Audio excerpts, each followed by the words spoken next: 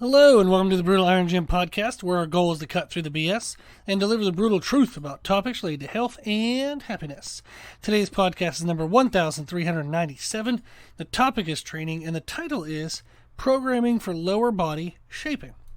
This is a fun one, at least in what I consider fun. I had a female client we just recently started. She has competed before in women's figure, and she would like to eventually grow more muscle tissue to get to women's physique. That's kind of what she would love to do, but she was told that figure was like her better shape, and that's what that would be the better thing for her to do. Now that was from her previous trainer. Unfortunately, she has competed before, but she never liked the way she looked. When she would diet down, she said her legs looked shapeless and didn't have any detail.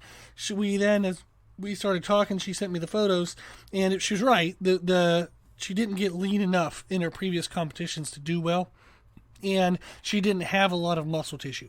The previous trainer had her lift super heavy all the time, and then just do bodyweight shaping stuff like at home, and it was too contrasting.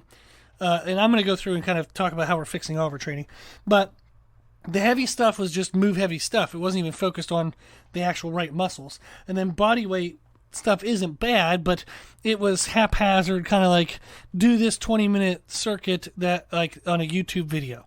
So it wasn't like focused to what her needs were. It was just some, YouTube video of a lady doing 20-minute lower body workout, and the trainer was just sending her that to do. And it's like that's kind of frustrating in the sense that he wasn't personalizing everything to the way that she actually needed it, and she wasn't getting the results. So I think they did 2 competitions. She didn't like it.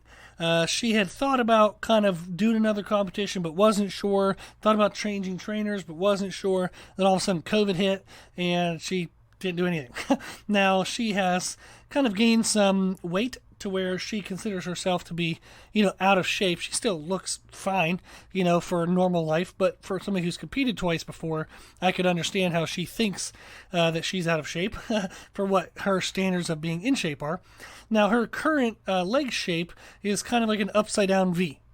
Well, actually, it's not an upside down V. I don't know why in the world I wrote that. It's a V. It's an actual V, not an upside down V, a V. So where it's thick at the waist, and then it just comes like kind of a cone, like straight down to her knee. So I guess I meant like an upside down cone. So it's a V shape, looks like an upside down cone. It's thick at the hip, but then it tapers kind of straight down, no shape, right to the knee, and she doesn't really have a lot of muscle at her knees. Now, part of that was because the trainer just overloaded her all the time, and they had to she had to rely on a lot of hip hinging to move the weight. She didn't have a lot of muscles at her knees, and the weight was too heavy to actually use the knees properly. So she had to do really poor mechanics. The trainer didn't know that. That's a bummer. But what we're going to work on is changing her overall shape and actually personalizing everything to the way it's supposed to be. Now, what I want to do is just share the structure that we're using for her programming. And this would be, anybody can use this, males, you can use this as well if you're listening this far. But this would help anyone grow better shaped legs where you have like an oval shape, where you come from the hip, you sweep out, that quad sweep, and then you come down to the knee, but there's nice balanced musculature all around. So that's what we're working on. Now, she does 4 workouts a week for sure. She gets a 5th optional. Now, we do glute isolation work as part of every movement because she did grow her upper glutes from training really heavy, but she didn't grow her lower glutes very well. So we're going to do body weight based lower glute movements, which there's variations of like single leg glute bridges you can do, and other variations of kind of body weight movements that focus on the lower glute.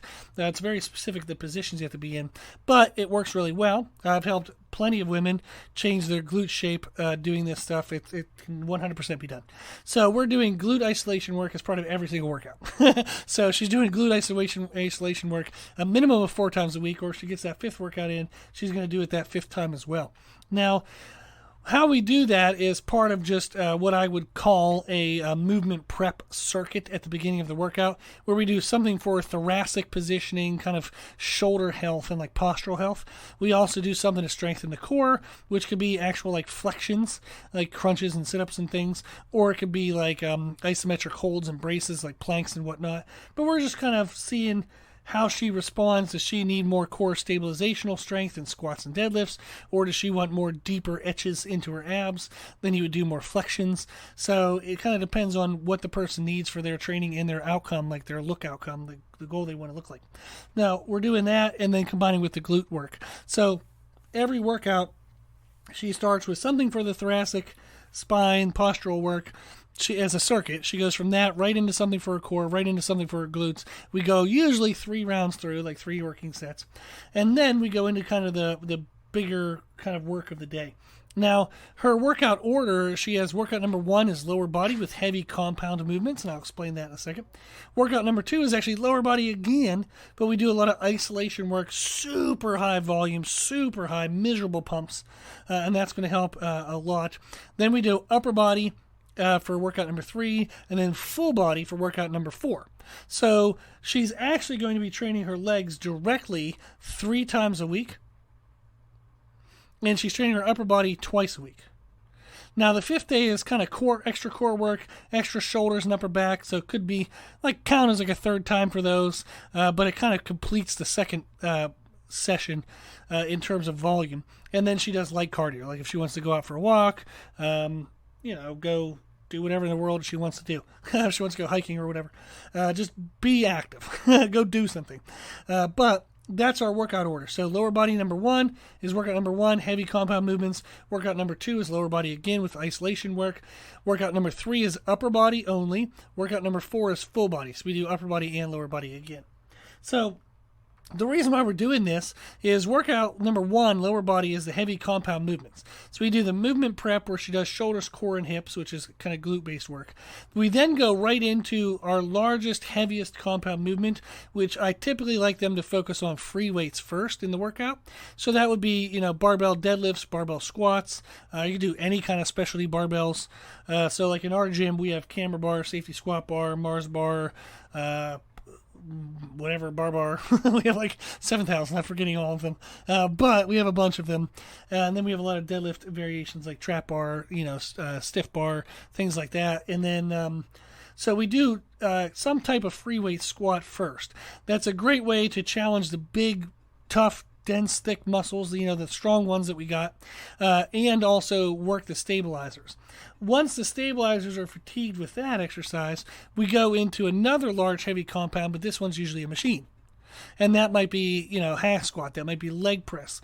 And we're going to do, different variations of stances, different, kind of tempo speeds. Maybe we do 1.5 reps, quarter reps, a lot of variations. I like doing a lot of 21s, which is a really weird variation to do on leg presses, but that's actually a really fun variation of leg press. But we do kind of heavy-based work there. Then we go into another large, heavy compound movement, and I typically make them do a different machine. And on this one, we might do higher reps, maybe sets of 40 to 60 seconds. Really try to pump and blow out the muscle. But on this day, since it's the heavy day, we use techniques like rest pause, where you maintain heavy-based weight. Whereas on the 2nd day, when we go to isolation work, we might use techniques such as drop sets, where you're going to reduce the weight load but really try to pump out the volume. But that's typically the order, and then we finish with some kind of glute isolation. So at our gym, we have a Nautilus glute drive, which is just a machine version of a hip thrust. Super easy to set up. Really no annoyances and anything else. You just get to isolate right where you want. So that's workout number 1. Is the movement prep circuit, shoulders, core, and hips, which is like glute bridges and things. Then we do heavy compound weight, like free weight movement, like squats, deadlifts. Usually we'll do around 3 working sets and around somewhere like 10 to 20 seconds of time or attention. So whatever rep range she can do for 10 to 20 seconds.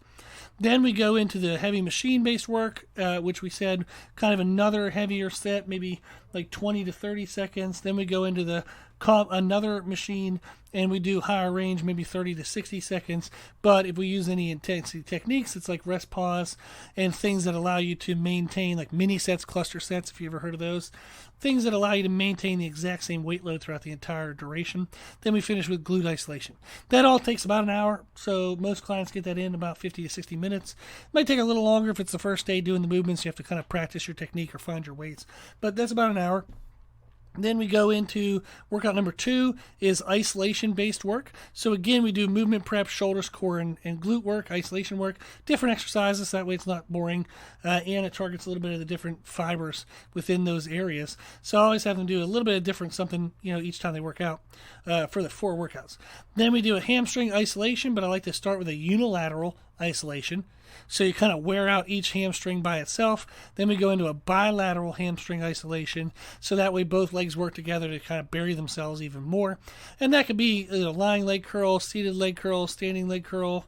Maybe if you want to do like single leg RDLs, just other variations, just really trying to isolate out the hamstrings. Try not to get anything else involved. Then we go to quadriceps, do bilateral, and that would be like leg extension where you're using both legs at one time, maybe a low, narrow stance on the leg press for higher reps. So all of these days, we tend to focus more towards 30 to 60 seconds of time or attention. I might even make them go over 60 every now and then, but it's pretty miserable, really high pump, awful good stuff. But that's typically the sequence we go through. Then again, we finish with a glute isolation exercise.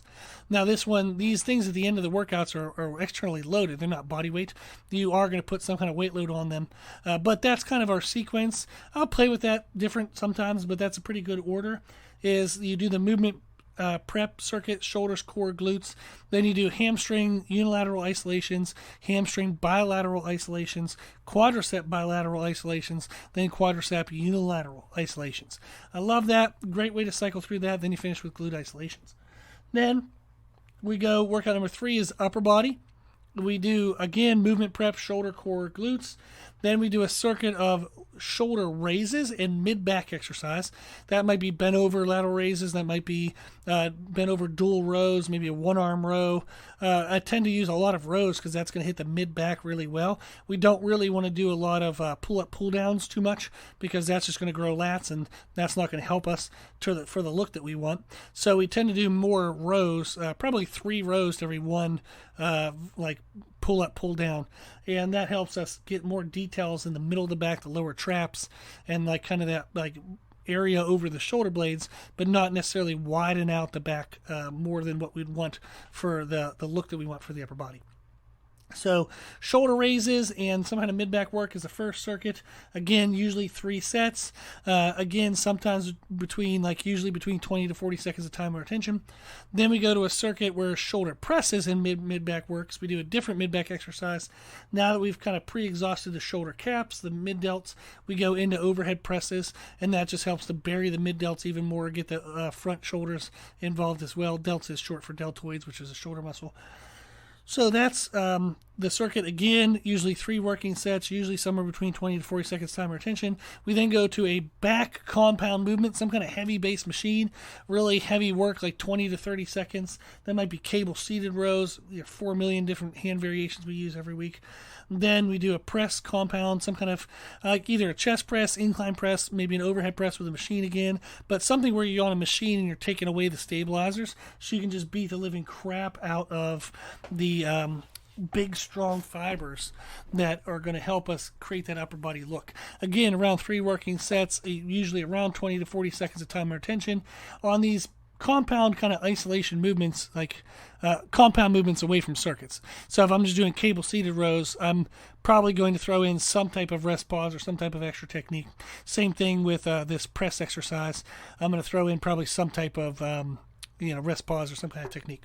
Then we do a quick circuit to finish out the workout of biceps and triceps. Some kind of isolation work for those. So that's kind of be workout number 3 is again the movement prep circuit, shoulders, core, glutes. Then we go a superset, like a circuit of shoulder raises and mid-back work, another circuit of shoulder presses and mid-back work, then a back exercise all on its own, super heavy, that 20 to 30 second time under tension, then a press exercise all on its own, again, super heavy, 20 to 30 seconds time under tension, and then we end with an arms circuit. Now for full body, the workout number 4, we do again the movement prep, shoulders, core, glutes, different exercises than we've done in the first 3 workouts, kind of keeping it fun, exciting. We do a circuit where we do 2 lower body movements. One is going to be hinge based, where it's you're bending at the hip more than you're bending at the knee, and the other one is the opposite. You're knee bend, where you're going to bend more at the knee than you are at the hip. So those can be like a hinge, can be like an RDL. I like to do short range RDLs. So you work the lower glute and upper hamstring, but not the upper glute. That's my favorite variation. You can do it with dumbbells, kettlebells, anything else. Like, if you're using a belt squat, you can use that as well. But we also do then a knee bend is very like a front loaded squat. Is going to get a lot of knee bend. You can also do step-ups. That's going to work well as well. Then we do a glute isolation. Then we go into the upper body circuit for push and pull, any kind of push exercise, any kind of pull exercise. And then we finish with a pulling exercise all on its own. Again, 20, 30 seconds time under tension, kind of beat the crap out of it. So that gets, essentially, we're going to train the first 2 workouts or legs back to back. But one is heavy, one is like more lighter weight loaded because of the exercise selections of isolations.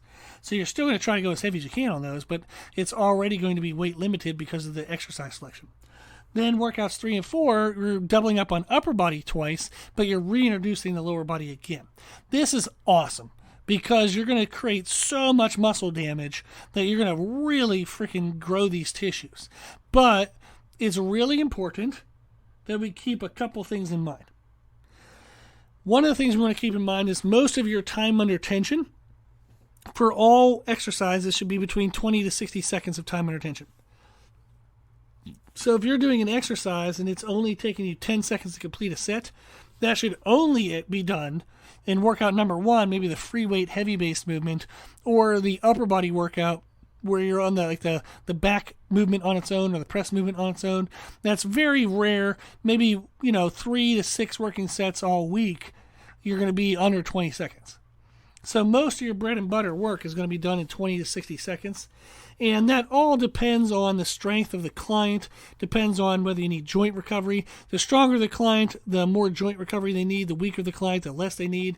The weaker the client, you need more strength-based stuff. The stronger the client, the less you need. So it's really kind of variant depending on the person you're working with. And then for the isolation day, you want to be very careful to really watch your collateral damage. What that means is you want to pick isolations that don't involve and stress muscles that you don't want. Now, we talk about this in podcast 82, so 4,000 podcasts ago, basically. We're going to do that.